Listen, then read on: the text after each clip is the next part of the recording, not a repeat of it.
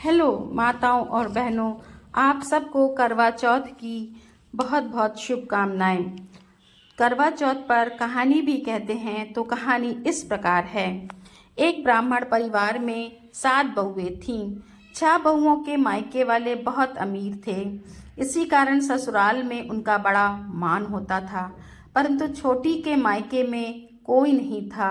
वह घर का सारा काम काज करती, सबकी सेवा करती, पर कोई भी उससे प्यार नहीं करता था। सभी उसे दुत्कारते रहते थे। 30 त्योहारों पर भी जब उसके मायके से कोई नहीं आता था तो वह बहुत दुखी होती थी। हर वर्ष की तरह इस वर्ष भी करवा चौथ का व्रत आया। अन्य बहुओं के मायके से उनके भाई करवा लेकर आए, पर छोटी के मायके में यदि कोई होता तो करवा भी लाता। सास भी छोटी को ही खरी खोटी सुना रही थी। वह दुखी हो घर से निकल पड़ी और जंगल में जाकर रोने लगी। एक नाग बहुत देर से उसका रोना सुनता रहा। अंत में वह अपने बिल से निकल आया तथा छोटी से पूछने लगा, बेटी क्या बात है, तुम रो क्यों रही हो? छोटी बोली, आज करवा चौथ है, मेरा कोई भाई नहीं है। यदि मेरा कोई भाई होता तो आज जरूर करवा लेकर आता। नाग को छोटी पर दया आ गई। नाग ने कहा, बेटी तुम घर चलो, मैं अभी करवा लेकर आता हूँ। थोड़ी देर बाद नाग ससुराल पहुँचा। ससुराल वाले इतना सारा सामान देखकर चकित हो गए। सास तो फूले नहीं समाई। सास ने प्रसन्न होकर छोटी को नाग देवता के साथ भेज दिया। नाग देवता ने छोटी को अपना सारा महल दिखाया और कहा, जितने दिन चाहो आराम से रहो, मन चाहा खाओ, मन चाहा पहनो, पर एक बात याद रखना, सामने रखी नाद कभी मत खोलना। छोटी सारा समय महल में आराम से काटती, पर नाद के बारे में उसकी उत्सुकता बढ़ती जाती।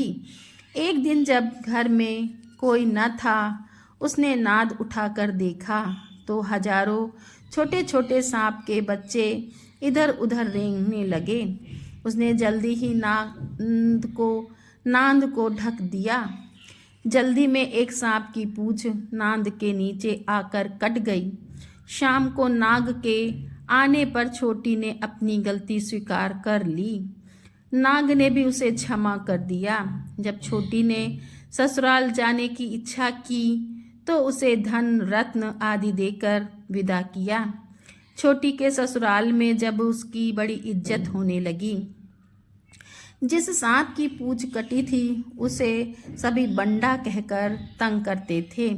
एक दिन उसने अपनी माँ से पूछा कि मेरी पूंछ कैसे कटी। माँ ने कहा कि छोटी के नाद उठाने और जल्दी से रखने में ही तुम्हारी पूंछ कटी है।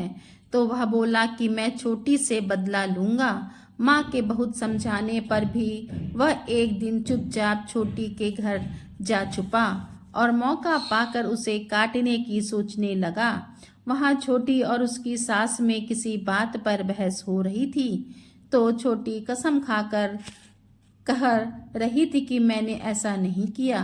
वह कह रही थी कि मुझे बंडा भैया से प्यारा कोई नहीं है, उन्हीं की कसम खाकर कहती हूँ कि मैंने ऐसा काम नहीं किया।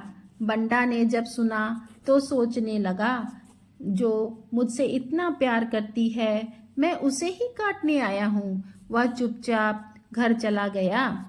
माँ ने पूछा, ले आए बहन से बदला?